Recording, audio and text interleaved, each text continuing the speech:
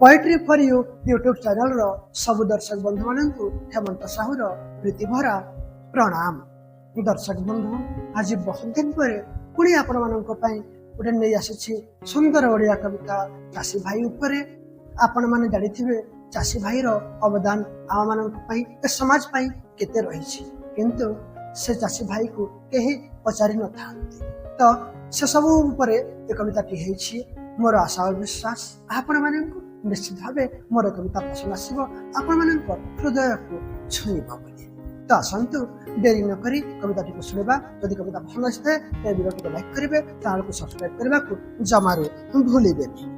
चाषी भाई दिन राति एका करी बिलरे खटे चाषी भाई, दिन राति एका करी बिलरे खटे चाषी भाई।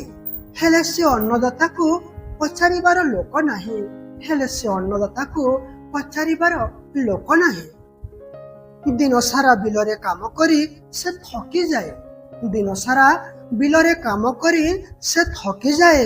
तथापि संजरे पेट पूरा भोजन मिली न थाए, तथापि संजरे पेट पूरा भोजन मिली न थाए। तार परिश्रम और संघर्ष लगी रहे जीवन सारा, तार परिश्रम और संघर्ष लगी रहे जीवन सारा। ए सब को खातिर न करी निरंतर कर्म करे बिचरा, ए सब को खातिर न करी निरंतर कर्म करे बिचरा। चाषी भाई बरसा रानी रो आगमन को चाही रही थाए, चाषी भाई बरसा रानी रो आगमन को चाही रही थाए। न आसिले बरसा रानी मुंड पिटी पिटी कांदी थाए, न आसिले बरसा रानी मुंड पिटी पिटी कांदी थाए। केबे हानि तो केबे लाभ ता नियति रे लेखा, केबे हानि तो केबे लाभ ता नियति रे लेखा। सपन देखिबा मना ता पई टणा लक्ष्मण रेखा, ता पई टणा लक्ष्मण रेखा। भोक उपास रही मही को दिए खाद्य बसन जोगाई, भोक उपास रही मही को दिए खाद्य बसन जोगाई। भारी सरल निष्कपट अटे चाषी भाई, भारी सरल निष्कपट अटे चाषी भाई।